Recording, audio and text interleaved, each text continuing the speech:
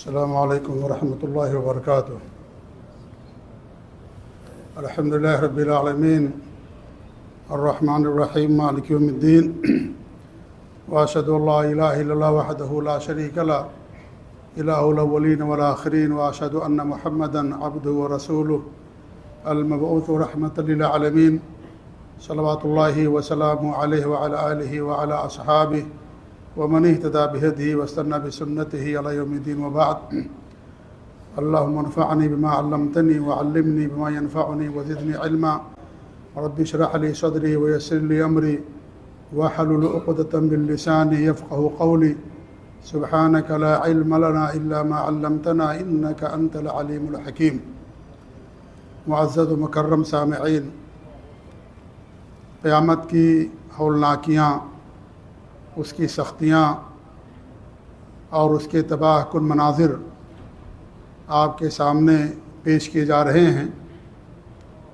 مقصد صرف یہ ہے کہ ہم قیامت کے لیے تیاری کریں۔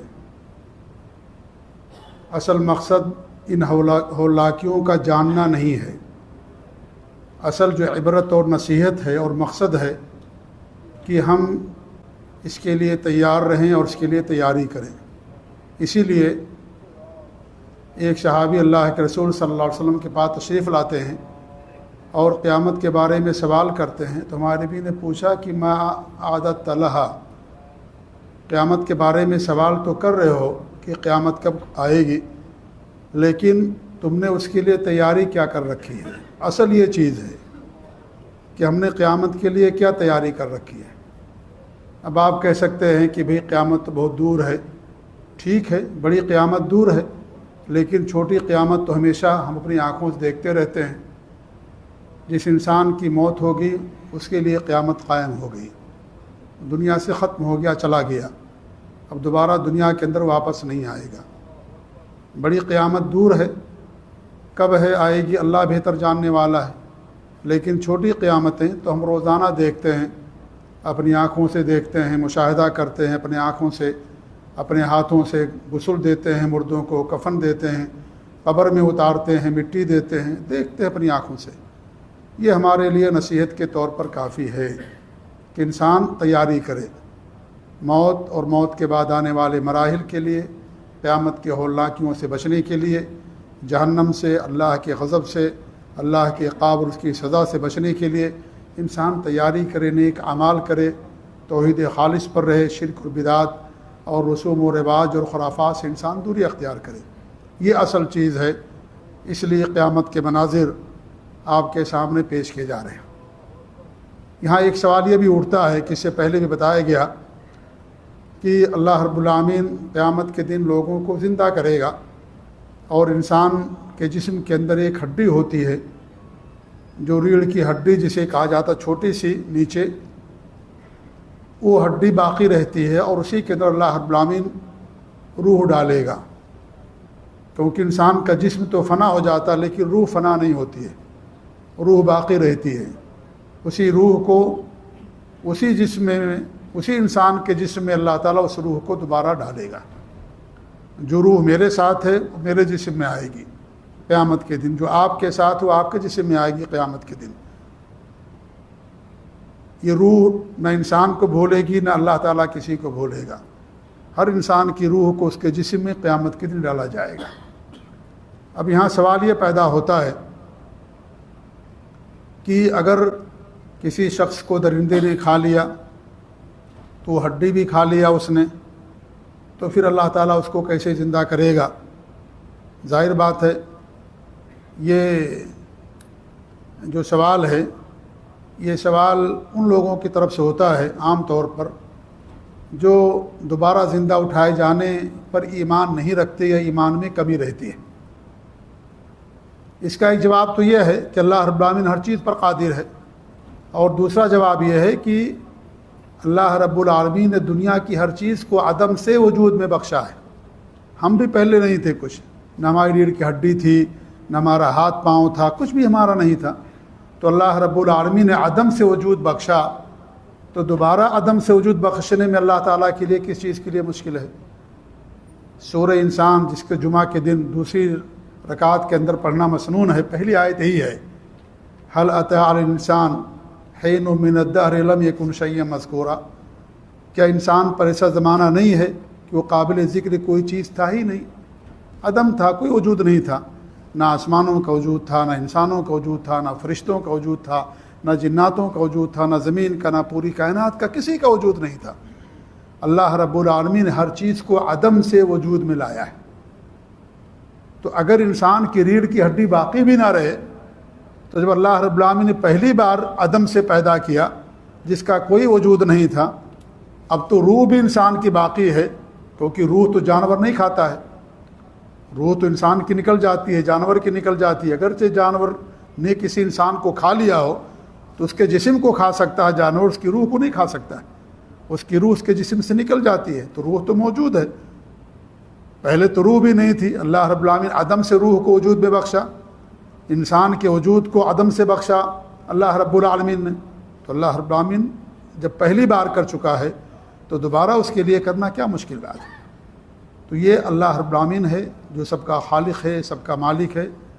اللہ رب العالمین کی عظمتوں کا ہمیں اندازہ نہیں ہے کہ اللہ رب العالمین کتنا عظیم ہے اور ہر چیز پر کس طریقے سے قادر ہے، اس لیے اس طرح کے سوالات لوگوں کی طرف سے آتے ہیں۔ بہرحال مقصد یہ ہے کہ ہم قیامت کے لیے اور موت کے بعد آنے والے مراحل کے لیے ہم تیاری کریں، یہی اصل مقصد ہے۔ اور اللہ رب العالمین نے ہم کو اسی لیے پیدا کیا ہے کہ ہم اللہ رب العالمین کی عبادت کریں۔ وما خلقت الجن والانس الا ليعبدون، ہم نے انسانوں اور جناتوں کو اپنی عبادت کے لیے پیدا کی۔ اللہ تعالیٰ کی عبادت ہی آپ کو قیامت کے ہولناکیوں سے، اللہ کے عذاب اور جہنم اور اس کی سزا سے محفوظ رکھے گی۔ لہذا جو ہمارا اصل مقصد ہے اس مقصد کو ہمیں کبھی نہیں بھولنا چاہیے، یہ ہمارا بنیادی مقصد ہے۔ میں اس سے پہلے ایک بار مثال دیا تھا، آج بھی مجھے مثال یاد آ رہی ہے کہ جو ہمارے ہاتھوں میں موبائل ہے، یہ موبائل، اس موبائل کا جو ایک مقصد تھا بنانے کا، ٹیلی فون کرنا، یہ اس کا اصل مقصد ہے۔ بعد میں ترقیاں ہوئیں، اس کے اندر پوری دنیا اب آ گئی ہے، آپ یہیں سے اپنا بینک میں اکاؤنٹ کھول سکتے ہیں، ٹکٹ خرید سکتے ہیں، دنیا کا ہر کام کر سکتے ہیں۔ پہلے ساری چیزیں نہیں ہوتی تھیں، پہلے صرف جس سے ٹیلی فون ہوتا تھا، اور شروع جو موبائل بنا ہے آج سے 25-30 سال یا اور بہت سالوں پہلے سمجھ لیجئے، تو چند ہی لوگوں کو انسان فون کر سکتا تھا۔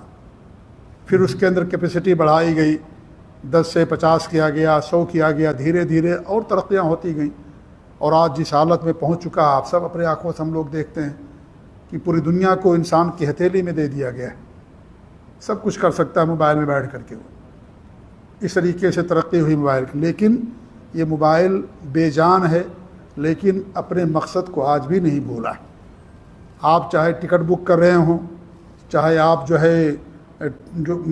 بینک میں اکاؤنٹ کھول رہے ہوں، کچھ بھی کر رہے ہوں، فیس بک پر ہوں، آپ یوٹیوب دیکھ رہے ہو، اگر کوئی کال کرتا ہے فوراً آپ کے سامنے نمبر آ جاتا ہے کہ اس مقصد کے لیے مجھے بنایا گیا تھا، یہ اصل چیز ہے، اس کو بند کرو، اب میرے فون کا جواب دو، ٹیلی فون کا۔ یہ موبائل کی بات میں کر رہا ہوں۔ تو اللہ رب العالمین نے ہمیں ایک عظیم مقصد کے لیے پیدا کیا، اور وہ اللہ رب العالمین کی بات کرنا۔ اس مقصد کو انسان کو کبھی بھی نہیں بھولنا چاہیے، چاہے انسان ڈیوٹی میں رہے، چاہے انسان خلوت میں رہے، چاہے انسان ڈیوٹی میں نہ ہو، کسی بھی حالت میں انسان کو کبھی بھی یہ مقصد نہیں بھولنا چاہیے۔ دنیا کا سب سے عظیم جو مقصد ہے ہمارے دنیا میں آنے کا، وہ اللہ رب العالمین کی عبادت ہے، یہ مقصد کبھی نہیں بھولنا چاہیے انسان کو۔ اور باقی سارے مقاصد ثانوی ہیں، لیکن افسوس یہ ہے کہ ہم نے دیگر مقصدوں کو جو ثانوی ہیں، اہمیت کے حامل نہیں ہیں، ہم نے ان کو بہت بڑا مقصد بنا دیا۔ اس کے لیے انسان پانے کے لیے ہر طرح کی کوشش کرتا ہے، لیکن جو اصل مقصد ہے اس مقصد کو پانے کے لیے انسان کوئی کوشش نہیں کرتا ہے۔ اس لیے آپ دیکھیں، انسان نماز نہیں پڑھتا، چھوڑ دیتا نماز، کہتا میں تو ڈیوٹی میں ہوں، میں تو فلاں کام میں ہوں، میں تو فلاں جو ہے ذمہ داری میں ہوں، انسان نماز کو چھوڑ دیتا، نماز نہیں پڑھتا انسان، حالانکہ سب سے بڑی ذمہ داری اس کی نماز پڑھنے کی ہے، سب سے بڑی ذمہ داری نماز پڑھنے کی ہے۔ کھیل رہا ہے انسان میچ دیکھ رہا ہوتا، نماز چھوڑ دیتا، نہیں پڑھتا نماز، میچ دیکھ رہا، کوئی فائدہ اس کا سوائے وقت کی بربادی کے۔ لیکن نماز نہیں پڑھتا ہے، یا انسان سو رہا ہوتا ہے، سو رہا ہے انسان اور نماز کے لیے نہیں انسان جو ہے بیدار ہوتا ہے، کیوں؟ اس لیے اس کے سامنے دنیا کا بڑا مقصد نہیں رہ گیا ہے، جس مقصد کے لیے اللہ رب العالمین نے ہمیں اور آپ کو پیدا کیا ہے۔ تو انسان کو اس مقصد کو ہمیشہ اپنی نگاہوں کے سامنے رکھنا چاہیے۔ اگر یہ مقصد ہماری نگاہوں کے سامنے رہے گا، ہم اپنے آپ کو اللہ تعالیٰ کے عقاب سے اور اس کی سزا سے بچا سکتے ہیں۔ اسی لیے قیامت کی ہولناکیاں آپ کے سامنے مصنف نے بیان کی ہیں اور بھی آگے بیان ہوتی رہیں گی۔ اب آئیے کتاب پڑھتے ہیں۔ کتاب کے اندر مصنف فرماتے رحمۃ اللہ علیہ، فَيَقُومُ النَّاسُ مِنْ قُبُورِهِمْ لِرَبِّ الْعَالَمِينَ حُفَاةً عُرَاةً غُرْلًا، لوگ اپنی اپنی قبروں سے اللہ رب العالمین کے لیے اٹھ کھڑے ہوں گے، ننگے پاؤں، ننگے بدن اور غیر مختون، سب لوگ اپنی قبروں سے اٹھ کھڑے ہوں گے۔ اور اس سے پہلے بھی بات آ چکی ہے کہ قبروں کا ذکر اغلب کے لیے کیا گیا ہے، کیونکہ عام طور پر لوگوں کو قبر میں دفن کیا جاتا ہے، ورنہ جو قبر میں دفن نہ کیا گیا وہ لوگ بھی اٹھ کھڑے ہوں گے۔ جب سور دوبارہ پھونکا جائے گا، سب کی روحیں ان کے جسم کے اندر چلی جائیں گی۔ اللہ پہلے جسم کو پیدا کرے گا، بنائے گا، اس کے بعد روحیں پھونکی جائیں گی، اور ہر روح خطا نہیں کرے گی، غلطی نہیں کرے گی۔ اس روح کا جو جسم تھا دنیا میں، اسی جسم کے اندر وہ روح جائے گی قیامت کے دن بھی۔ تو سب لوگ اپنے رب العالمین کے لیے اٹھ کھڑے ہوں گے اپنی اپنی قبروں سے۔ تو یہاں قبر جو کہا گیا اغلب کی بنیاد پر، کیونکہ عام طور پر لوگوں کو قبر میں دفن کیا جاتا ہے، ورنہ جو بھی مر گیا وہ قبر کے مرحلے میں داخل ہو گیا، اسے قبر کی زندگی کہا جاتا ہے، اسے برزخ کی زندگی کہا جاتا ہے۔ جو بھی مر گیا اس زندگی کے اندر چلا گیا، چاہے اسے زمین میں دفن کیا جائے یا اسے جلا دیا جائے یا کچھ بھی اس کے ساتھ کیا گیا ہو، وہ قبر کے مرحلے میں داخل ہو گیا۔ تو لوگ اپنی اپنی قبروں سے اللہ رب العالمین کے لیے اٹھ کھڑے ہوں گے، اور کیسے کھڑے ہوں گے؟ حفاۃ، ننگے بدن، ان کے جسم پر کوئی کپڑا نہیں ہوگا، کوئی کپڑا نہیں ہوگا۔ اور حدیث کے اندر آتا کہ سب سے پہلا جس ذات کو یا جس شخص کو کپڑا پہنایا جائے گا وہ ابراہیم علیہ السلام کی ذات مبارکہ ہوگی، سب سے پہلے ان کو کپڑا پہنایا جائے گا، جیسا کہ بخاری اور مسلم کی حدیث ہے۔ تو لوگ ننگے بدن اور عورات، حفاظ، ننگے پاؤں، حفاظ کہتے ہیں ننگے پاؤں کو، یعنی ان کے پاؤں میں چپل جوتے کچھ نہیں ہوں گے، اور انسان کا جسم ننگا ہوگا۔ غرلن غیر مختون، یعنی ختنہ نہیں کیا ہوگا انسان کا، جیسا کہ اللہ رب العالمین نے خود فرمایا کما بدأنا اول خلق نعیدہ وعدا علینا انا کنا فاعلین۔ اللہ رب العالمین نے ہماری کیسی پیدائش کی ہے؟ انسان جب پیدا ہوتا ہے تو غیر مختون پیدا ہوتا ہے، انسان غیر مختون پیدا ہوتا ہے، بعد میں اس کا ختنہ کیا جاتا ہے۔ ہمارے یہاں کچھ چیزیں بہت زیادہ مشہور ہو گئی ہیں اللہ کے رسول صلی اللہ علیہ وسلم کے تعلق سے، انہی میں سے ایک یہ کہ آپ کا سایہ نہیں تھا، اور اسی میں سے ایک بات یہ بھی ہے کہ آپ مختون پیدا ہوئے تھے، آپ کا خطرہ نہیں کیا گیا۔ باتیں صحیح نہیں ہیں۔ حضرت ابراہیم علیہ السلام 80 سال کی عمر میں ان کا ختنہ کیا گیا، حضرت ابراہیم علیہ السلام۔ اور اس طریقے سے یہ ختنہ کیا ہے؟ یہ واجب ہے مردوں کے حق میں، اور یہ جو بھی بچہ پیدا ہوتا ہے سب غیر مختون پیدا ہوتے ہیں، پیدا ہونے کے بعد ان کا ختنہ کیا جاتا ہے۔ کوئی مختون بچہ پیدا نہیں ہوتا ہے کہ اس کا پہلے سے ختنہ کر دیا گیا، پیدا ہو جیسے، کیونکہ اللہ رب العالمین کی یہی سنت ہے اور یہی لوگوں کی عام خلقت ہے کہ اللہ رب العالمین لوگوں کو غیر مختون پیدا کرتا ہے۔ تو غرلن معنی ہوتے ہیں غیر مختون، اللہ نے جیسے پہلے پیدا کیا ویسے ہی انسان دوبارہ ہو جائے گا۔ وہ جو انسان کے شرمگاہ سے جو حصہ کاٹ دیا جاتا ہے وہ بھی آ کر کے جڑ جائے گا اس کے ساتھ، وہ جز بھی جیسے اللہ رب العالمین نے پہلی بار پیدا کیا اسی طریقے سے انسان دوبارہ اللہ رب العالمین کے سامنے کھڑا ہوگا۔ اللہ رب العالمین کا ارشاد ہے ونفخ فی الصور فصعق من فی السماوات ومن فی الارض الا من شاء اللہ ثم نفخ فیہ اخری فاذا هم قیام ینظرون، کہ سور پھونکا جائے گا تو جو بھی آسمان و زمین میں ہوں گے سب بے ہوش ہو کر کے گر پڑیں گے، الا من شاء اللہ، ہاں جس کو اللہ رب العالمین چاہے وہ بے ہوش نہیں ہوگا۔ ثم نفخ فیہ اخری، پھر دوبارہ سور پھونکا جائے گا، فاذا هم قیام ینظرون، پھر سب کے سب لوگ اپنی اپنی قبروں سے اٹھ کھڑے ہوں گے، دیکھنے لگیں گے۔ اپنی اپنی قبروں سے سب کھڑے ہو جائیں گے، اللہ رب العالمین کے سامنے حاضر ہو جائیں گے۔ الا یظن اولئک انہم مبعوثون لیوم عظیم یوم یقوم الناس لرب العالمین۔ کیا لوگوں کو یقین نہیں رہ گیا ہے کہ وہ سب کے سب دوبارہ زندہ اٹھائے جائیں گے ایک بڑے دن کے لیے؟ بہت بڑا دن ہے جس دن حساب و کتاب کا دن ہوگا، کیونکہ پوری دنیا حاضر ہوگی۔ جب سے دنیا قائم ہوئی ہے سارے لوگ ایک وقت دنیا کے اندر نہیں پائے جاتے ہیں۔ کتنے لوگ تو مر چکے، کتنے لوگ بھی پیدا ہونا باقی ہے، لیکن وہ جو دن ہوگا دنیا کا سب سے بڑا دن ہوگا۔ کیوں؟ اس لیے کہ اس دن ساری دنیا میں جتنے بھی لوگ پیدا ہوئے سب لوگوں کو اللہ رب العالمین اکٹھا کرے گا ایک وقت میں، ایک ساتھ میں۔ حضرت آدم سے لے کر کے اس دنیا کے آخری انسان تک سب کو اللہ رب العالمین وہاں پر اکٹھا کرے گا میدان محشر میں۔ یوم عظیم، بہت بڑا دن ہے، وہ حساب و کتاب کا دن ہے۔ اتنا بڑا دن ہوگا کہ آدمی بھاگے گا ایک دوسرے سے۔ یوم یفر المرء من اخیہ، آدمی اپنے بھائی سے بھاگے گا، وہ امہ و ابیہ، اپنی ماں سے، اپنے باپ سے، وہ صاحبتہ، اپنی بیوی سے بھاگے گا۔ لکل امرئ منہم یومئذ شأن یغنیہ، ہر آدمی نفسی نفسی کے عالم میں ہوگا، ہر آدمی کو اپنی پڑی ہوگی۔ بھاگیں گے، کہیں مدد کے لیے نہ ہم کو پکار لیں، والد صاحب ہیں، بیوی ہے، بہن ہے، بھائی ہے، کہیں ان کو کسی مدد کی ضرورت تو نہیں پڑ گئی، اس لیے انسان نفسی نفسی کا عالم میں ہوگا، اور اس طریقے سے لوگ بھاگتے ہوں گے ایک دوسرے سے۔ یہ منظر ہوگا میرے بھائیو قیامت کے دن۔ حضرت عائشہ رضی اللہ عنہا نے اللہ کے سے سوال کیا کہ جب لوگ ننگے ہوں گے تو کیا مرد اور عورت ایک دوسرے کی طرف نہیں دیکھیں گے؟ تو ہمارے نبی نے فرمایا کہ معاملہ اس سے بہت زیادہ سخت ہوگا۔ اتنی پریشانی میں لوگ ہوں گے کہ کسی کو کوئی فکر نہیں ہوگی کسی چیز کی، اپنی صرف فکر ہوگی۔ انسان اگر بھوک سے نڈھال ہو اور اس پیاس سے اس کا حلق اور اس کی زبان، اس کا دل سوکھ رہا ہو، اور اس طریقے سے انتہائی پریشانی اور مصیبت کے عالم میں ہو، دنیا کی حسین و جمیل عورت کھڑی کر دیں اس کے سامنے ننگی، اس کی نگاہ اس کی طرف نہیں جائے گی، اس کو اپنی جان کی پڑی ہوگی۔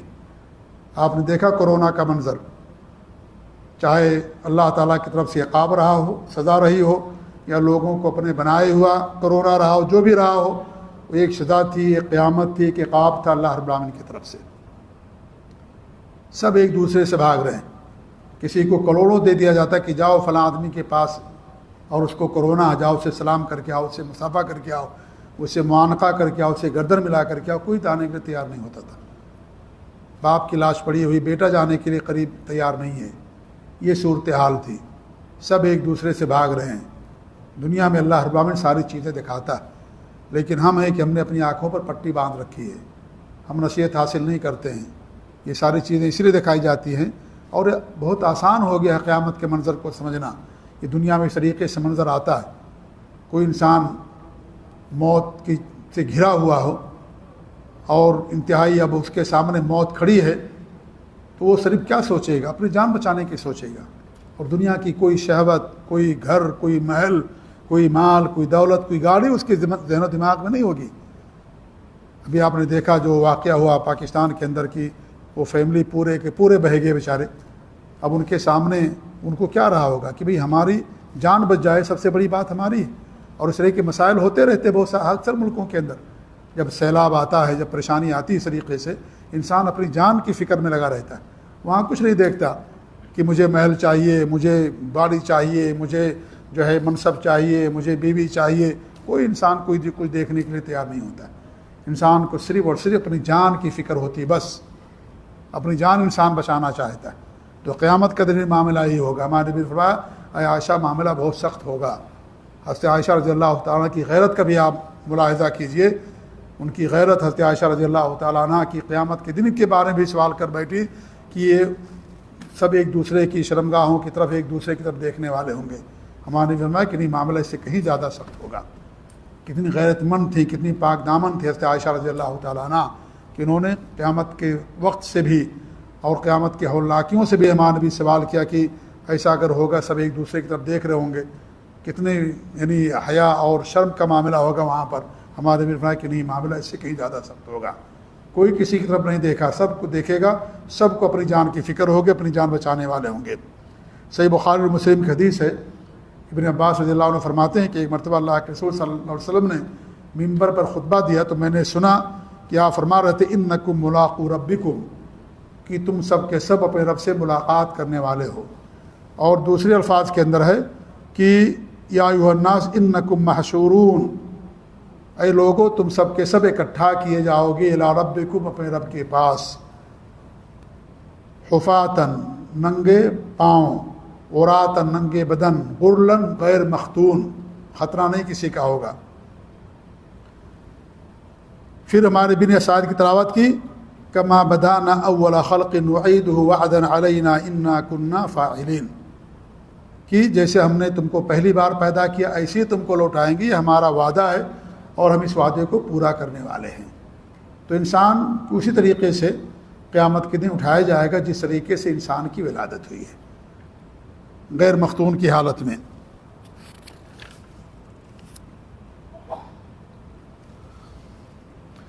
اس کے بعد مصنف رحمۃ اللہ علیہ فرماتے ہیں کہ وَتَدْنُو مِنْهُ الشَّمْسُ،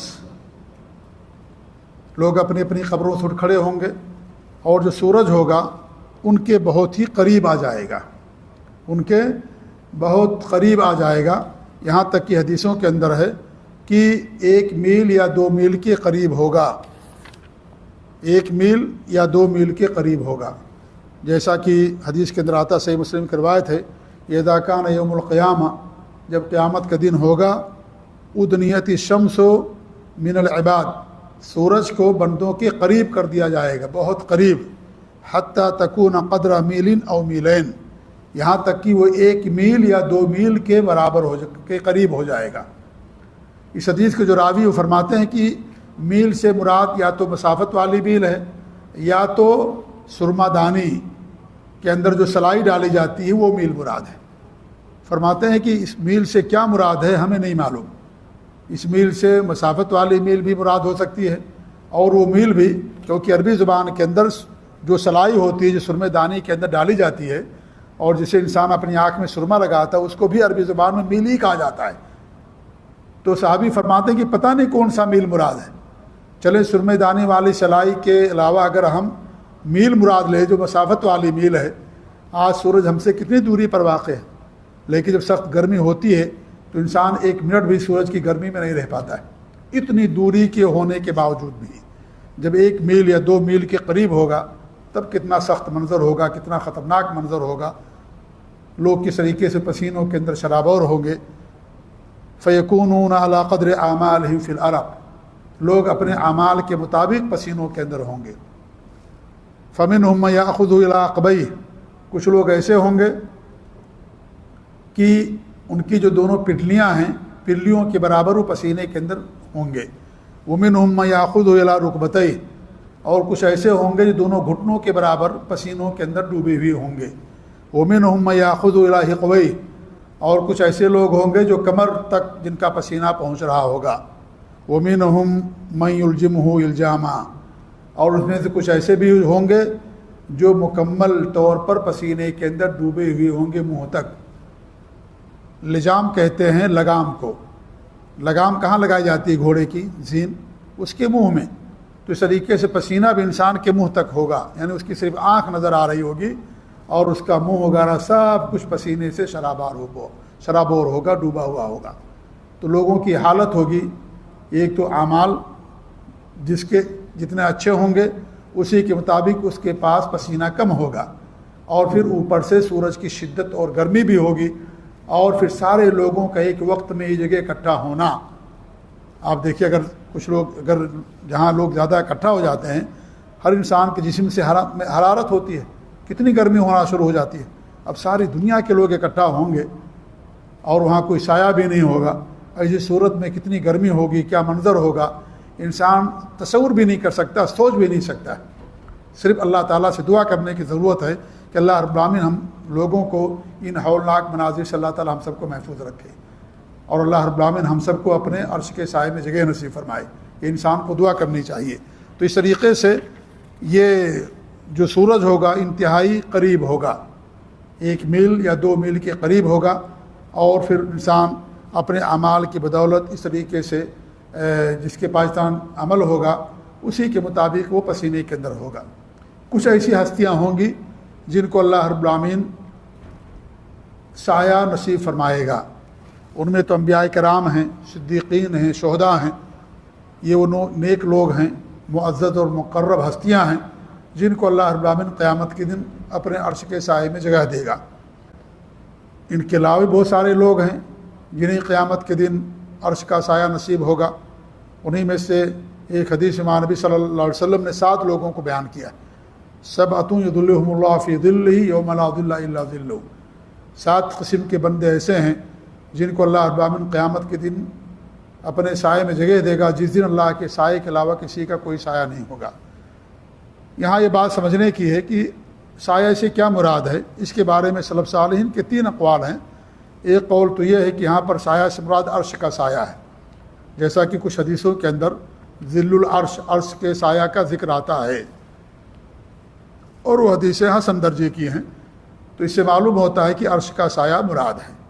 اور جمہور علماء کا، اکثر علماء کا قول یہی ہے کہ اللہ تعالیٰ اپنے عرش کے سائے میں جگہ دے گا، کیونکہ دنیا کی سب سے بڑی مخلوق عرش ہے، عرش سے کوئی بڑی مخلوق نہیں ہے، اور اس عرش کے نیچے جو اس طرح کے لوگ ہوں گے اللہ رب العالمین ان کو سایہ نصیب فرمائے گا۔ تو ایک قول تو جمہور علماء اور سلف صالحین کے ہی ہے کہ یہاں ظل سے مراد عرش کا سایہ ہے۔ بعض علماء یہ کہتے ہیں کہ نہیں، یہاں اللہ رب العالمین کا سایہ مراد ہے کہ اللہ کا سایہ ہوگا، اور اس کے قائلین میں سے سعودی عرب کے سابق مفتی شیخ ابن باز رحمۃ اللہ علیہ بھی تھے۔ وہ کہتے تھے کہ حدیثوں میں ظلہ کا لفظ ہے کہ اللہ تعالیٰ کا سایہ، لہذا ہمیں اس کی تعویل کرنے کی ضرورت نہیں ہے، کیفیت اللہ کو معلوم ہے۔ جیسے اللہ تعالیٰ کی صفات کے بارے میں کہتے ہیں کہ اللہ تعالیٰ کی آنکھیں ہیں 2، لیکن کیفیت ہمیں معلوم نہیں۔ اللہ کے 2 ہاتھ ہیں، ہمیں کیفیت معلوم نہیں۔ اللہ عرش پر مستوی ہے، کیفیت ہمیں معلوم نہیں۔ تو کیفیت اللہ کے حوالے، کیفیت ہم نہیں جانتے، لیکن اللہ تعالیٰ کا سایہ مراد ہے۔ یہ شیخ ابن باز رحمۃ اللہ علیہ اس بات کے قائل تھے۔ تیسرا قول یہ ہے جو شیخ ابن عثیمین رحمۃ اللہ علیہ کا ہے، وہ فرماتے ہیں کہ اللہ تعالیٰ قیامت کے دن سایہ پیدا کرے گا، غمام کی شکل میں، بدلی کی شکل میں اللہ تعالیٰ پیدا کرے گا، اور سائے کے نیچے لوگ ہوں گے۔ یہ شیخ ابن عثیمین رحمۃ اللہ علیہ کا یہ قول ہے، جو انہوں نے اس کتاب کی شرح میں بھی بات بیان کی ہے، اور ان سے سوال کیا گیا تو انہوں نے کہا کہ سایہ سے مراد نہ اللہ کا سایہ نہ عرش کا سایہ ہے، بلکہ ہم مراد یہ کہ اللہ تعالیٰ قیامت کے دن سایہ پیدا کرے گا۔ جیسے بدلیاں ہوتی ہیں اور بدلیوں کا سایہ ہوتا ہے، اس سے اللہ تعالیٰ قیامت کے دن بدلیاں یا سایہ پیدا کرے گا اور اس کے نیچے ان لوگوں کو جگہ دے گا۔ تو یہ 3 اقوال سلف صالحین کے علماء کے اللہ تعالیٰ کے سائے کے تعلق سے، یا قیامت کے دن سائے کے تعلق سے ہیں۔ تو اللہ کے رسول فرماتے ہیں، بخاری مسلم کی روایت ہے کہ 7 بندے ایسے ہیں جن کو اللہ رب العالمین قیامت کے دن اپنے عرش کے سائے میں یا اپنے سائے میں جگہ دے گا۔ سب سے پہلے امام عادل، منصف اور عدل پرور بادشاہ، عدل انصاف کرنے والا بادشاہ، یہ سب سے پہلا شخص ہوگا جن کو اللہ رب العالمین اپنے عرش کے سائے میں جگہ دے گا۔ اور یہاں امام سے مراد صرف حکمراں نہیں ہے، بلکہ ہر وہ شخص مراد ہے جس کے ماتحت کچھ لوگ ہوتے ہیں، جس کا حکم چلتا ہے، جس کی بات لوگ مانتے ہیں۔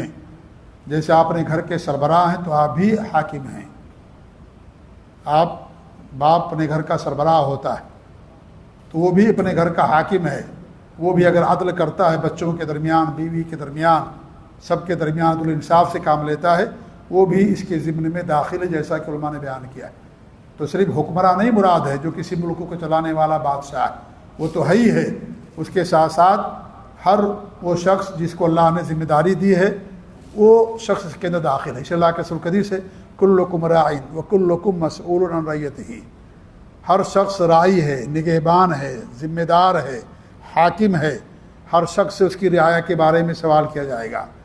والامام راعٍ، امام جو حکمراں ہے وہ بھی راعی ہے، اس سے بھی سوال کیا جائے گا رعایا کے بارے میں۔ والرجل راعٍ فی بیتہ، آدمی اپنے گھر کا راعی ہے، ذمہ دار ہے، وہ اس کے سوال کیا جائے گا۔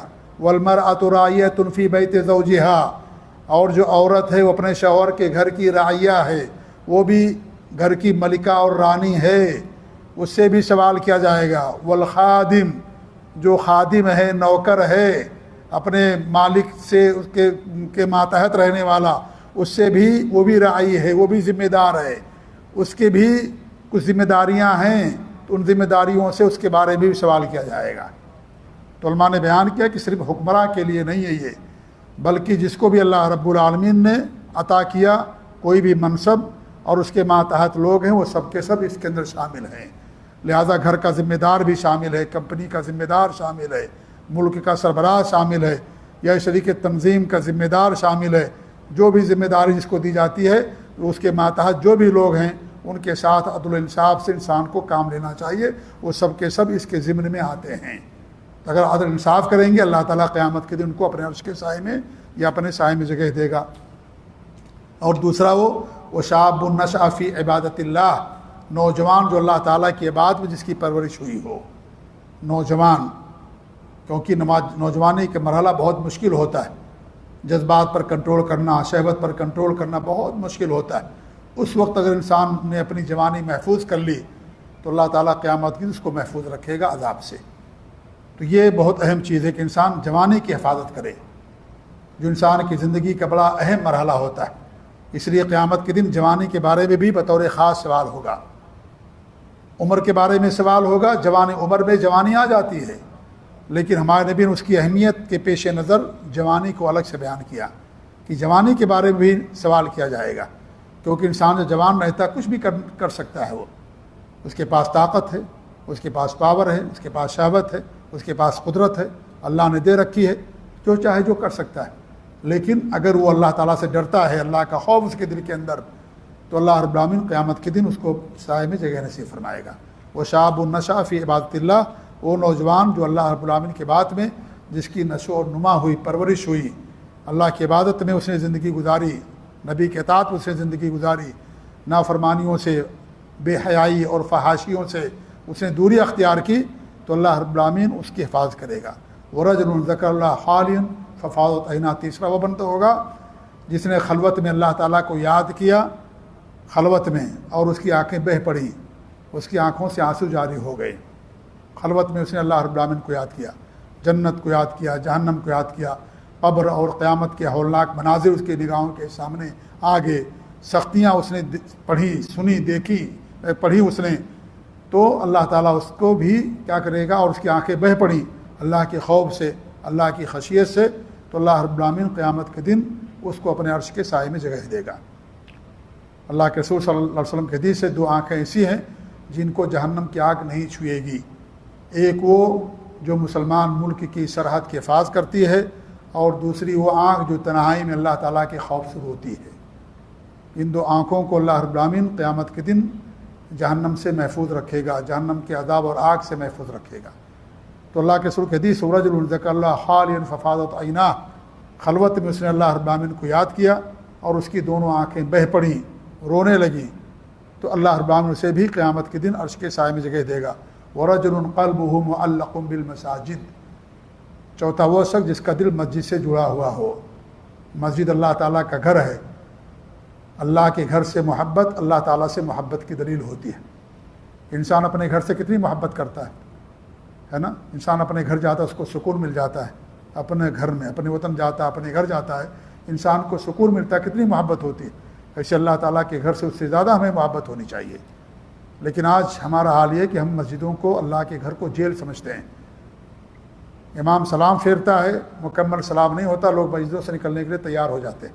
آپ جمعہ کے دن دیکھیے، کچھ لوگ تو ایک دم آخری وقت میں آتے ہیں، ادھر جمعہ کا خطبہ ختم ہوا، جماعت کھڑی ہوئی، جماعت میں آ کر کے شامل ہوئے، سلام پھیرا، اللہ اکبر استغفر اللہ بھی شاید نہیں کہہ پاتے ہیں، اور کھڑے ہو کر کے اپنے گھر کے لیے روانہ ہو جاتے ہیں۔ اس قدر انسان کو گراں گزرتا ہے مسجد کے اندر رہنا، اس قدر گراں گزرتا ہے۔ انسان ہمیشہ اپنے گھر میں رہتا ہے، 5 وقت مسجد میں نماز کے لیے آتا ہے، ایک نماز میں 10 منٹ لگتا ہے انسان کا، 50 منٹ پوری 5 نمازوں میں، 50 منٹ بھی ہمارے لیے مشکل ہو جاتا ہے مسجد کے اندر رہنا۔ انسان سوچتا ہے کب مسجد سے بھاگے، کب مسجد سے بھاگے۔ اگر تھوڑا خطبہ لمبا ہو گیا تو امام کو انسان کوسنا شروع کر دیتا ہے۔ وہی شخص جو چائے خانے میں، ہوٹلوں میں گھنٹوں برباد کر دیتا ہے اپنا وقت، گھنٹوں برباد کر دیتا ہے، غیبت میں، چغلخوری میں، لایعنی باتوں میں، موبائل پہ بیٹھ کر کے، گھر میں بیٹھا موبائل میں کچھ نہیں، خالی چیٹنگ کر رہا ہے، فیس بک پر خالی چیزیں دیکھ رہا ہے، اپنا سارا وقت برباد کر دیتا ہے، گھنٹوں گھنٹوں برباد کر دیتا ہے، گھنٹوں انسان موبائل میں اور ہوٹل خانے میں، اور کھیل کود میں انسان برباد کر دیتا ہے۔ اس کو وقت کی قدر نہیں سمجھ میں آتی، لیکن جب امام 2 منٹ خطبہ زیادہ کر دیے، تھوڑا سجدہ لمبا ہو گیا، نماز لمبی ہو گئی، امام صاحب کو آ کر کے آپ نے لمبا سجدہ کر دیا، آج آپ نے لمبی نماز پڑھا دی، آ کر کے امام کو وقت کی قدر کی تلقین کرتا ہے، وقت کی حفاظت اور پابندی کی تلقین کرتا ہے۔ وہی شخص جو اپنا کئی گھنٹے کھیل میں، لایانی باتوں میں، کھانے پینے میں، اسراف میں، فضول خرچی میں، لہو میں، کھیل کود میں انسان گزار دیتا ہے، وہی انسان جو اللہ کی عبادت میں جو وقت گزرتا ہے، خطبے کو اللہ کا ذکر کہا گیا، فَاسْعَوْا إِلَىٰ ذِكْرِ اللَّهِ، اللہ کے ذکر کی طرف دوڑ کر کے آؤ، دوڑ کر کے اللہ کے ذکر کی طرف آؤ۔ 3 گھنٹے فلم دیکھتا ہے، کچھ نہیں ہوتا اس کو، آدھا گھنٹہ خطبہ ہے، 2 منٹ زیادہ ہو گیا، بہت لمبا وقت ہو گیا۔ 3 گھنٹہ بیٹھ کر کے دیکھتا، آنکھیں بدی رکھتی، ٹکٹکی باندھ کر کے دیکھتا ہے کہ کوئی سین مس نہ ہونے پائے، اس طریقے سے دیکھتا ہے انسان فلم۔ یہ صورتحال ہے۔ گانا اتنے غور سے سنتا ہے، اور شیطان بھی لگا ہوا پیچھے، اس کو نیند نہیں آتی ہے، لیکن درس میں نیند آ جاتی ہے اس کو، وہاں نہیں نیند آتی اس کو، کیونکہ گناہ کرواتا ہے شیطان۔ ہاں، کوئی چیز نہیں چھوٹے، ایک پل تمہیں یاد ہونا چاہیے۔ جی ہاں، اس طریقے سے 3 گھنٹے انسان فلم دیکھتا ہے، اس کو نہیں لگتا کہ وقت برباد ہو رہا ہے۔ 2 منٹ خطبہ زیادہ ہو گیا، 2 منٹ نماز زیادہ پڑھا دیا، جو ہے سجدہ لمبا ہو گیا، آ کر کے انسان شکایت کرتا ہے، آپ لمبی نماز پڑھاتے ہیں، لمبا سجدہ کرتے ہیں، تھوڑا مختصر کر دیجئے۔ جی ہاں، سوچئے کیا صورتحال ہوگی آج مسلمانوں کی، اللہ المستعان۔ تو اللہ کے سبات ہے کہ اس کا دل مسجد سے لگا ہوا ہو۔ مسجد سے لگنے کا مطلب یہ ہے کہ نماز پڑھ کر کے جاتا، دوسری نماز کے انتظار میں رہتا ہے کہ کب نماز کا وقت ہوگا، مسجد میں جائیں گے، اللہ کا ذکر کریں گے، نماز پڑھیں گے، جماعت سے قرآن کی تلاوت کریں گے، ذکر و اذکار کریں گے۔ یہ اس کا دل مسجد کے اندر لگا ہوا ہے، دل لگا ہونا چاہے مسجد کے اندر۔ آج ہمارا دل مسجدوں سے اچاٹ ہو گیا ہے، حالانکہ پوری دنیا میں سب سے بہتر جگہیں اللہ کی مسجدیں ہیں، اور سب سے بری جگہیں بازار ہیں۔ آپ دیکھیے بازار میں انسان، رمضان میں دیکھیے شب قدر ہے، انسان شاپنگ میں اور جو ہے مارکیٹنگ میں جا کر کے انسان کتنا وقت برباد کرتا ہے، شاپنگ کرتا رہتا ہے شب قدر میں، اور راتوں کو نہیں جاگتا ہے وہ، جبکہ سب سے بری جگہیں بازار ہیں۔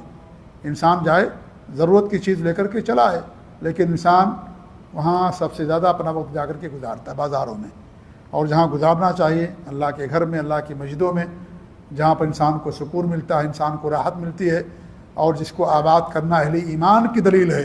انما یأمر مساجد اللہ من آمن باللہ والیوم الآخر، مسجدوں کو آباد وہ کرتے جن کا اللہ پر یوم آخرت پر ایمان ہوتا ہے۔ مسجدوں کو آباد کرنے کا 2 معنی علماء نے بیان کیا ہے، ایک ہے مسجد کی تعمیر، مسجد بنانا، مسجد کا ڈھانچہ کھڑا کرنا، یہ بہت زیادہ اجر و ثواب کا کام ہے۔ دوسرا مسجد کو معنوی آباد، اللہ کے ذکر سے، نماز سے، قرآن کی تلاوت سے آباد کرنا، اور یہ بہت بڑی آبادی ہے۔ یہ آپ مسجد بنا دیں، کوئی نماز پڑھنے نہ آئے، کیا فائدہ مسجد بنا کر کے؟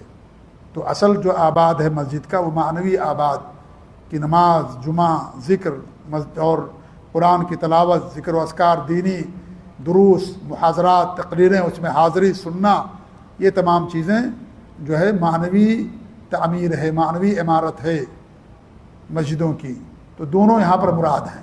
تو اللہ کے سب بات ہے کہ ایک ایسا شخص جس کا دل مسجدوں سے جڑا ہوا ہو، ورجلان تحابا فی اللہ، اور 2 ایسے لوگ جنہوں نے اللہ کی خاطر آپس میں محبت کی، اللہ کے لیے دشمنی، اللہ کے لیے محبت۔ ان کا مقصد دنیا نہیں ہے کہ ان سے ہمیں دنیا مل رہی ہے، ہماری جنسی تسکین ہو رہی ہے، ہماری آنکھوں کو لذت مل رہی ہے، سرور مل رہا ہے، اس لیے ہم ان کے ساتھ جڑے ہوئے نہیں۔ اللہ کے لیے ان سے جڑنا، اللہ رب العالمین کے، اللہ کے لیے محبت اور اللہ رب العالمین کے لیے دشمنی، یہ اسلام کی مضبوط بنیادوں میں سے ایک بنیاد ہے کہ انسان اللہ کے لیے کسی سے محبت کرے، اللہ کے لیے کسی سے دشمنی کرے، اور ایسے شخص کو اللہ رب العالمین اپنے عرش کے سائے میں جگہ دے گا۔ اور جوان تحابا فی اللہ، جنہوں نے آپس میں اللہ کے لیے محبت کی، دنیا کے لیے نہیں کہ آپ کو دنیا فراہم کرتا تو اس لیے آپ اس سے محبت کرتے ہیں، وہ کتنا ہی برا کیوں نہ ہو، مشرک ہے، کافر ہے، منافق ہے، بے نمازی ہے، اور اس طریقے سے دین سے دور رہنے والا، مذاق اڑانے والا دین کا، شریعت کا، لیکن آپ اس سے محبت اس لیے کرتے ہیں کہ آپ کے لیے دنیا کے لیے کام آتا ہے، وہ آپ کی دنیا کی پریشانیوں کو دور کر دیتا ہے، وہ اس لیے آپ اس سے محبت کرتے ہیں۔ ایسے لوگوں سے نفرت ہونی چاہیے، اللہ کے لیے محبت، اللہ کے لیے نفرت۔ جس انسان کے پاس جتنی زیادہ دینداری ہوگی، جتنا زیادہ دین ہوگا، اتنا ہی انسان کو اس سے محبت ہونی چاہیے، اور جتنا اس کے اندر دین سے دوری ہے، نفرت ہے، اتنی نفرت ہونی چاہیے انسان سے، اس کے بدعمالیوں سے نفرت ہونی چاہیے۔ جی ہاں، تو انسان اللہ کے لیے کسی سے محبت کرے، اللہ کے لیے، تو ایسے انسان کو اللہ تعالیٰ عرش کے سائے میں جگہ دے گا۔ وَرَجُلٌ دَعَتْهُ امرأة ذات منصب وجمال فقال انی اخاف اللہ، کسی عورت نے جو انتہائی خوبصورت ہے، منصب والی ہے، اس نے اسے بے حیائی کے لیے، فحاشی کے لیے بلایا، اس نے کہا مجھے اللہ تعالیٰ کا خوف ہے۔ خلوت ہے، تنہائی ہے، وہ دونوں ہیں، کوئی اور نہیں ہے، رات ہے، تنہائی ہے، لیکن پھر بھی اللہ تعالیٰ کا خوف اس کے دل کے اندر ہے، تو اللہ رب العالمین اسے اپنے عرش کے سائے میں جگہ دے گا۔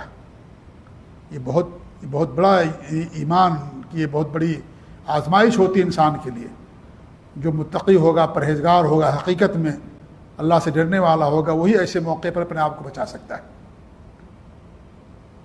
آج صورتحال یہ کہ ہم موبائل پر تصویریں دیکھنے سے گریز نہیں کرتے کہ کوئی جو ہے تصویر نظر کے سامنے سے گزر جائے، نعوذ باللہ۔ آنکھ کا زنا اس قدر عام ہو گیا جب سے موبائل ہمارے ہاتھوں میں آیا، تو انسان اگر واقعتاً اس طرح کا کسی کے ساتھ معاملہ ہو تو اگر اپنے ایمان کی حفاظت کر لیتا ہے تو اللہ تعالیٰ اسے عرش کے سائے میں جگہ دے گا۔ حضرت یوسف علیہ السلام کو ہمیشہ ہمیں یاد رکھنا چاہیے کہ جو عزیز مصر کی بیوی تھی، انتہائی جمیل و حسین، خوبصورت، اور عزیز مصر کی بیوی دو چیزیں ہوتی ہیں، ایک تو منصب کی، عورت کسی اونچے منصب پر فائز ہو، اس کی طرف انسان کا دل للچاتا ہے، چاہے اس کے اندر خوبصورتی ہو نہ ہو، لیکن انسان عورت اگر انتہائی اونچے منصب پر ہے، انتہائی اونچے منصب پر فائز ہے، تو انسان کا دل ادھر للچاتا ہے اس کے منصب کی بنیاد پر، اور دوسرے خوبصورتی بھی اس کے ساتھ ہے، خوبصورتی بھی اس کے ساتھ ہے۔ دو چیزیں ہوتی جو انسان کو شہوت کی طرف لے جانے والی ہوتی ہیں، ایک تو منصب اور دوسرے عورت کی خوبصورتی، اس کا حسن و جمال، یہ دو چیزیں ہوتی ہیں جو انسان کو اس کی طرف لے جانے والی ہوتی ہیں۔ یہ دونوں چیزیں موجود ہیں، لیکن اس کے دل میں اللہ کا خوف بھی ہے۔ اللہ کا خوف ہونے کی وجہ سے کہتا ہے کہ انی اخاف اللہ، مجھے اللہ تعالیٰ کا خوف ہے۔ اور واقعہ بھی آپ لوگوں کو یاد ہوگا کہ ہمارے نبی نے بنو اسرائیل کا ایک واقعہ بیان کیا کہ وہ تینوں تین آدمی تھے، کہیں جا رہے تھے اور آندھی آئی، طوفان آیا، بارش زوردار ہوئی، کسی غار کے کسی کھوہ میں انہوں نے پناہ لے لی، اور اس کے بعد پناہ لیتے ہی آندھی اور طوفان ایک چٹان نے آ کر کے راستہ بند کر دیا، غار کا منہ بند کر دیا۔ اب وہ تینوں اندر پھنس گئے، وہاں کوئی نہیں ان کی مدد کرنے والا۔ اب ان تینوں نے اپنے نیک اعمال یاد کیے، انہی میں سے ایک وہ شخص بھی تھا جس کو اپنے چچا کی لڑکی سے بے حد محبت تھی، اور اس کے ساتھ فحاشی کرنے کے لیے بار بار سوچتا تھا، لیکن عورت نیک تھی، دیندار تھی، خاتون اللہ تعالیٰ سے ڈرنے والی۔ لیکن ایک ایسا وقت آیا کہ بھوک اور فقر و فاقہ کا وقت آیا، اور اس کے ماں باپ اس کی نگاہوں کے سامنے فاقہ کر رہے تھے، تو اس کے پاس نہ مال تھا نہ دولت تھی، تو اور اس کا جو چچا زاد بھائی تھا مالدار تھا، اس کے پاس گئی اور اس نے کہا مجھے اپنے ماں باپ کی جان بچانا ہے اور میں ہر چیز کرنے کے لیے تیار ہوں، میں اپنے جسم کا سودا بھی کر سکتی ہوں اپنے ماں باپ کی جان بچانے کے لیے۔ دونوں خلوت میں ہوئے، تنہائی میں ہوئے۔ اس لڑکی نے کہا کہ اگر تم یہ چیز کرنا ہی چاہتے ہو تو اللہ رب العالمین نے ایک راستہ حلال قرار دیا، میرے ساتھ شادی کر لو، میں تمہاری بیوی بن جاؤں گی۔ یہ چیز، یہ نصیحت عین وقت پر اس کے کام آ گئی، اس کے اندر اثر کر گئی، اور وہ بھی ڈر گیا اللہ تعالیٰ سے، اور یہ کام سے باز آ گیا، نکاح کیا، اور حلال طریقے سے اس نے اپنی شہوت کو پوری کیا۔ تو اللہ رب العالمین نے غار سے چٹان کو ہٹا دیا، تینوں نے اپنے اپنے نیک اعمال بیان کیے۔ تو یہ جوانی کا مرحلہ بہت سخت مرحلہ ہوتا ہے، بڑی آزمائش ہوتی جوان لوگوں کے لیے۔ اگر جوانی میں انسان نے اللہ کی عبادت کر لی اور اس طرح کے کاموں سے، بدعمالیوں سے انسان نے اپنے آپ کی حفاظت کر لی، تو اللہ رب العالمین اس کو اسی طریقے سے قیامت کے دن بہترین بدلہ عطا فرمائے گا۔ اس نے دنیا میں اللہ کے لیے چھوڑا، اللہ تعالیٰ قیامت کے دن اس کو اس سے بہتر بدلہ عطا فرمائے گا۔ اللہ کے رسول کی حدیث ہے جو اللہ کے لیے کوئی چیز چھوڑتا ہے اللہ رب العالمین اس کو اس سے بہتر بدلہ عطا فرماتا ہے۔ دنیا کی حسین و جمیل عورت اس نے چھوڑ دیا، اللہ تعالیٰ قیامت کے دن اس کو حور عین نصیب فرمائے گا، جو دنیا کی تمام خوبصورت عورتوں سے بہتر اور خوبصورت ہوں گی۔ یہ اللہ رب العالمین اس طریقے سے اس کا بہتر بدلہ عطا فرمائے گا۔ تو اللہ کے رسول فرماتے ہیں کہ کسی خوبصورت عورت نے، حسین و جمیل اور منصب والی بھی ہے، اس نے دعوت دے گناہ دی، لیکن اس نے کہا مجھے اللہ تعالیٰ کا خوف ہے، وہ رک گیا تو اللہ تعالیٰ اسے عرش کے سائے میں جگہ دے گا. اور 7واں وہ بندہ ہوگا جس نے وَرَجُلٌ تَصَدَّقَ بِصَدَقَةٍ فَأَخْفَاهَا حَتَّى لَا تَعْلَمَ شِمَالُهُ مَا تُنْفِقُ يَمِينُهُ. صحیح بخاری مسلم کی روایت ہے. یہ صدقہ کیا اس نے اور اتنی رازداری کے ساتھ کہ دائیں ہاتھ سے خرچہ کیا تو بائیں ہاتھ کو بھی خبر نہیں ہوئی, کسی کو نہیں اس نے بتایا. رازداری کے ساتھ کسی کو اس نے اطلاع نہیں دیا. صدقے کے اندر اصل یہی ہے کہ انسان رازداری کے ساتھ صدقہ کرے, یہی اصل ہے صدقے کے اندر. لیکن ضرورت کے تحت انسان صدقے کو بتا بھی سکتا ہے, ظاہر بھی کر سکتا ہے اگر ضرورت ہے تو, ورنہ اصل کیا ہے انسان کو چھپا کر کے دینا, یہی اصل چیز ہے کہ انسان صدقات و خیرات کو چھپا کر کے دے. تو اس نے اس قدر چھپا کر کے دیا کہ بائیں ہاتھ کو بھی خبر نہیں ہوئی. اسی لیے ہمارے سلف صالحین کہا کرتے تھے کہ انسان کے پاس ایسی نیکیاں ہونی چاہیے جن نیکیوں کا علم اسے اور اللہ کے علاوہ کسی کو نہ ہو, اس کے قریبی لوگوں کا بھی نہ ہو, نہ اس کی بیوی کا ہو, نہ اس کے بال بچوں کو ہو, نہ اس کے ماں باپ کو ہو, کسی کو اس کو خبر نہ ہو. اس کے پاس ایسی نیکیاں ہونی چاہیے. اور اسی ہزاروں مثالیں تاریخ کے صفحات ملیں گی آپ کو, تاریخ کے صفحات کے اندر جی, کہ وہ کس طریقے چھپ کر کے اللہ رب العالمین کے لیے کیا کرتے تھے. جس طریقے سے انسان نیکیوں گناہوں کو چھپاتا ہے, اس سے کہیں زیادہ انسان کو پھر نیکیوں کو چھپانے کی ضرورت ہے. یہ نیکیاں چھپائی جائیں گی, اللہ تعالیٰ قیامت کے دن اسے لوگوں کے سامنے ظاہر کر دے گا. بہت سے لما فی الصدور, ساری نیکیاں, سب کچھ گناہ, سب کچھ ظاہر ہو جائیں گے. وہاں کوئی چیز مخفی نہیں رہ جائے گی. آج دنیا کے اندر مخفی اللہ کی رحمت ہے. یہ اللہ رب العالمین کا یہ بہت بڑا احسان ہمارے اوپر کہ اگر ہمارے گناہ لوگوں پر ظاہر ہو جائیں تو کوئی آدمی کسی سے ملاقات نہ کرے. یہ صورتحال ہے کہ کوئی کسی سے ملاقات کرنے کی پوزیشن میں نہیں رہے گا. اگر ہمارے گناہ لوگوں پر ظاہر ہو جائیں کہ ہم خلوت میں تنہائی میں کتنا گناہ کرتے ہیں, جوانی میں کتنا ہم نے گناہ کیا, اگر یہ معلوم ہو جائے ایسے لوگوں کو تو ہمارے پاس وہ طاقت نہیں ہوگی, سکت کہ ہم کسی دوسرے کے سامنے جا کر کے اپنا چہرہ دکھا سکیں.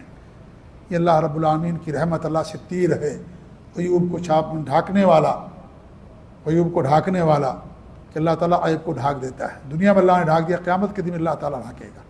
تو اس طریقے سے اللہ کے صرف میں کہ جس نے صدقہ کیا دائیں ہاتھ سے اور بائیں ہاتھ کو خبر نہیں ہوئی, اتنی رازداری کے ساتھ اسے صدقہ کیا.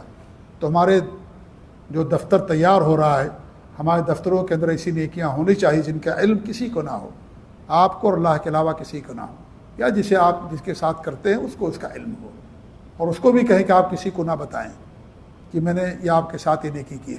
لیکن آج ہمارا حال تو اس کے برعکس ہے. ہم کرتے کم ہیں, شور زیادہ مچاتے ہیں, ہلہ گہار زیادہ کرتے ہیں, زیادہ شور شرابہ کرتے ہیں. کوئی نیکی کرتے ہیں ہم خاموش رہ ہی نہیں سکتے ہیں. جب تک انسان بتا نہ دے اس کو چین ہی نہیں آتا ہے, اس کو سکون ہی نہیں ملتا ہے. جب تک بتا نہ دے کہ ہم نے فلاں کو یہ مدد کی, فلاں کو ہم نے اتنا پیسہ دیا, فلاں کو یہ میں نے کر دیا, اس کو سکون ہی نہیں آتا ہم جب تک وہ بتا نہ دے. ایسا لگتا ہے کہ گویا کہ لوگ اس کے اس نیک اعمال کا بدلہ دینے والے. نیک اعمال کا بدلہ وہ رب العالمین دے گا جس کے اوپر کوئی چیز مخفی نہیں ہے, جو ہمارے سینے کے راز سے بھی واقف ہے. ہم اللہ کو بتائیں نہ بتائیں, اللہ رب العالمین آپ کے خرچ کرنے سے پہلے اللہ رب العالمین کو ہر چیز کا علم ہے. 50,000 سال پہلے اللہ رب العالمین نے ساری چیزیں لکھ دی. اللہ کو سب کچھ معلوم ہے کہ آپ کیا کرنے والے ہیں, بتانے کی ضرورت نہیں میرے بھائی.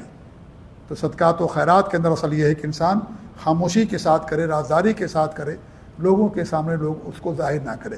ہاں اگر ضرورت ہو تو کبھی کبھی انسان کو ظاہر کرنا پڑتا ہے. جیسے اللہ کے رسول صلی اللہ علیہ وسلم کے پاس جب ایک وفد آیا تو آپ نے اعلان کیا کہ ان کی مدد کرنے کے لیے سب لے کر کے آئے. آپ نے سب سے سوال کیا, ابو بکر رضی اللہ عنہ سے, عمر رضی اللہ عنہ سے, سب سے آپ نے سوال کیا, بتایا سب نے, ہم نے یہ کیا, ہم نے یہ کیا, ہم نے یہ کیا. وہاں ضرورت تھی تاکہ زیادہ زیادہ ان کی مدد کی جائے. کوئی مسجد کی تعمیر ہو رہی ہے, مدرسے کی, یتیم خانے کی تعمیر ہو رہی ہے, خیر کا کام ہو رہا ہے. آپ کے اعلان کرنے سے لوگوں کا جذبہ بڑھے گا. اگر آپ کا مقصد ریاکاری ہے تو وہ بھی جائز نہیں ہے. اگر مقصد ریاکاری ہے بتانا تو وہاں بھی جائز نہیں ہے. اور آپ کا مقصد کیا ہے, آپ کے اللہ کے درمیان ہے, انسان اور اللہ کے درمیان میں ہوتا ہے. تو ایسی صورت میں کہ انسان کا جذبہ ہوگا, شوق بڑھے گا, اللہ کی راہ میں زیادہ دے گا, ایسے موقع پر انسان کو اگر جو ہے بتانا چاہیے تاکہ اللہ کے خیر کا کام ہو. لیکن عام طور پر صدقات و خیرات کے اندر اصل رازداری ہے. تو آپ دیکھیے 7 قسم کے لوگ ہیں، ان کے اندر جو قدر مشترک ہے وہ اللہ تعالیٰ کی خشیت ہے، اللہ تعالیٰ کا خوف ہے، اللہ تعالیٰ کا ڈر ہے، اللہ تعالیٰ کا تقویٰ ہے۔ یہ چیزیں ہر ایک کے اندر پائی جاتی ہیں، چاہے امام عادل ہو، چاہے نوجوان جس کی اللہ کی بات میں زندگی گزری ہو، چاہے اللہ کا ذکر سے اس کی آنکھیں بے پڑنے والی ہوں خلوت میں جس نے اللہ کا ذکر کیا، یا جس کا دل اللہ کی مسجدوں سے لگا ہوا ہو، یا اس طریقے دو آپس میں محبت کرنے والے، یا خلوت میں فحاشی سے اپنے آپ کو بچانے والا، یا صدقات و خیرات کرنے والا خاموشی کے ساتھ۔ ان تمام 7 جو قسم کے لوگ ہیں ان کے اندر جو قدر مشترک ہے وہ اللہ تعالیٰ کا تقویٰ، اللہ تعالیٰ کی خشیت، اللہ تعالیٰ کا ڈر ہے۔ اسی لیے متقیوں کے لیے اللہ رب العالمین نے جنت کا وعدہ کیا، اعدت للمتقین۔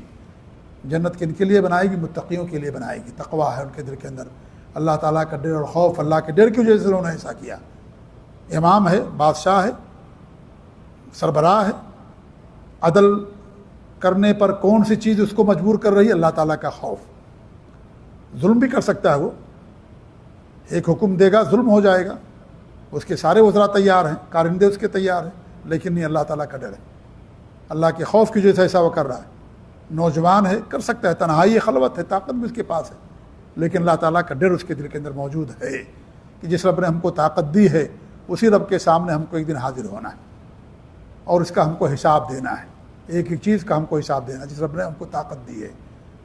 یہ شعور اور احساس انسان کے اندر، تو یہ سب تقویٰ ہے انسان کے اندر جو سب کے اندر قدر مشترک ہے۔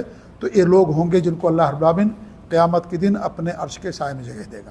اور بھی بہت سارے لوگ ہیں، یہاں تو 7 لوگوں کو بیان کیا گیا، بعض علماء نے بیان کیا تقریباً 20 قسم کے لوگ ہیں جن کو اللہ رب العالمین قیامت کے دن اپنے عرش کے سائے میں جگہ دے گا۔ اسی میں اللہ رب العالمین کی جلال کے لیے ایک دوسرے سے محبت کرنے والے، اللہ رب العالمین کے لیے جا کر کے کسی کی زیارت کرنے والے۔ آپ کسی بھائی سے ملنے کے لیے گئے، دنیا کے لیے نہیں گئے، آپ اللہ کی رضا کے لیے گئے، اس سے ملاقات کرنے کے لیے، اس کو بھی اللہ تعالیٰ اپنے عرش کے سائے میں جگہ دے گا۔ ایسے اللہ کے رسول کی حدیث ہے، مسلم کی روایت ہے، من انظر مؤسرا او وضع له، جس نے کسی تنگ دست کو مہلت دی یا اس کے قرض کو معاف کر دیا، اضلہ اللہ فی ظلہ یوم لا ظل الا ظلہ، اللہ تعالیٰ قیامت کے دن اپنے سائے میں اس کو جگہ دے گا۔ کوئی مقروض، آپ نے اس کو قرضہ دیا تھا، آپ نے اس کو مہلت دے دیا، مہلت دینا بھی اجر ہے۔ اللہ کے رسول کی حدیث، اگر کوئی آدمی کسی کو 2 بار مہلت دیتا ہے تو اس کو صدقہ کرنے کے برابر اجر ملتا ہے، ایک بار صدقہ کرنے کے برابر اجر ملتا ہے، اور اگر آپ نے معافی کر دیا پورا تو اور زیادہ آپ کے لیے اجر ہے۔ تو اللہ تعالیٰ اس کو قیامت کے دن اپنے عرش کے سائے میں جگہ دے گا۔ اگر آپ اس پوزیشن میں ہیں کہ آپ اس کو معاف کر سکتے، اللہ نے آپ کو دیا ہے، دولت مال ہے آپ کے پاس، بیچارہ تنگ دست ہے، محتاج، اس کے پاس لوٹانے کے لیے نہیں ہے، اور حقیقت میں تنگ دست اور محتاج ہے وہ، آپ مہلت دے دیں یا معاف کر دیں تو اللہ رب العالمین قیامت کے دن اپنے عرش کے سائے میں اسے بھی جگہ دے گا۔ تو یہ قیامت کا منظر ہے کہ سورج بہت قریب ہوگا، 1 میل کے قریب ہوگا یا اس سے بھی زیادہ، 1 میل کے قریب ہوگا، اور اس طریقے سے لوگ پسینوں سے شرابور ہوں گے۔ پھر آگے مصنف فرماتے ہیں یلجمہم العرق، اور یہ جو عرق ہے، پسینہ ہے، یہ اس کے اندر لوگ ڈوبے ہوئے ہوں گے۔ میں نے بتایا کہ 4 قسم لوگوں کی جو اقسام پسینے کے تعلق بتائی گئی ہے، 4 قسم کے لوگوں کو بتایا گیا ہے۔ یہاں مصنف صرف ایک قسم کو بیان کیا ہے، اور وہ یہ ہے کہ پسینہ منہ تک ہوگا، جبکہ اس سے پہلے بھی 3 طرح کے لوگ ہوں گے۔ کسی کا پسینہ ان کے جو ہے پنڈلیوں تک ہوگا، کسی کا پسینہ جو ہے ان کے گھٹنوں تک ہوگا، کسی کا پسینہ ان کے جو ہے کمر تک ہوگا، اور یہ آخری ہے کہ ان کا پسینہ ان کے منہ تک ہوگا۔ اور انسان کے اپنے ان کے اعمال کے مطابق ہوگا۔ یہ جتنا زیادہ انسان نیک ہوگا، متقی پرہیزگار ہوگا، اتنا ہی زیادہ انسان کے پاس پسینہ کم ہوگا، اور جتنا زیادہ انسان بدبخت ہوگا، برا ہوگا، برے اعمال کرنے والا ہوگا، اتنا ہی زیادہ انسان پسینے کے اندر شرابور ہوگا۔ تو اس طریقے سے یہ قیامت کے دن یہ منظر ہوگا، اور اس طرح کی صورتحال ہوگی جو انتہائی تکلیف دہ صورتحال ہے، اور مقصد اس کا صرف یہ ہے کہ ہم اللہ رب العالمین سے ڈریں، اللہ تعالیٰ کا خوف کھائیں، اور اللہ رب العالمین نے ہم کو جو زندگی دی ہے، جو صحت دی ہے، یا جو نعمتیں اور دی ہیں اللہ رب العالمین، ان تمام نعمتوں کو اللہ تعالیٰ کی بات کے اندر لگائیں، اور اس طریقے سے نیک اعمال کریں تاکہ ہم قیامت کے دن سرخرو ہو سکیں۔ اللہ کے رسول صلی اللہ علیہ وسلم کی حدیث ہے، جس شخص کو 60 سال عمر دے دی گئی، اس کے لیے قیامت کے دن کوئی عذر باقی نہیں رہے گا، کوئی عذر باقی نہیں رہے گا۔ 60 سال کی زندگی بہت بڑی زندگی ہے، یہ لمبی زندگی، معمولی زندگی نہیں ہے۔ جس کو بھی اتنی عمر مل گئی، قیامت کے دن کسی انسان کے پاس کوئی عذر نہیں ہوگا۔ تو یہ جو زندگی ہے کب ختم ہو جائے ہمیں اور آپ کو نہیں معلوم، کب ہماری قیامت قائم ہو جائے کسی کو نہیں معلوم۔ اس لیے موت کو کثرت سے انسان کو یاد کرنا چاہیے۔ موت جو چھوٹی قیامت ہے، انسان اس کو کثرت سے یاد کرے۔ موت یاد کرنا، قبرستان کی زیارت کرنا، مریضوں کی زیارت کرنا، یہ سب انسان کو موت یاد دلاتی ہیں، آخرت یاد دلاتی ہیں، اور اس طریقے سے انسان کے اندر عبادت کی فکر پیدا کرتی ہے۔ تو انسان کو اپنی زندگی کو اللہ رب العالمین کی عبادت میں لگانا چاہیے، کیونکہ ان تمام چیزوں کے بارے میں قیامت کے دن سوال ہوگا۔ اللہ تعالیٰ سے دعا کہ اللہ رب العالمین ہم سب کی اصلاح فرمائے، اور اللہ رب العالمین ہمیں اپنی عبادت پر قائم اور دائم رکھے، اور اللہ رب العالمین ہر طرح کے گناہوں سے اور نافرمانیوں سے ہمیں محفوظ رکھے، آمین۔ وصلی اللہ علی محمد وعلی آلہ وصحبہ اجمعین، وجزاکم اللہ خیر، والسلام علیکم ورحمۃ اللہ وبرکاتہ۔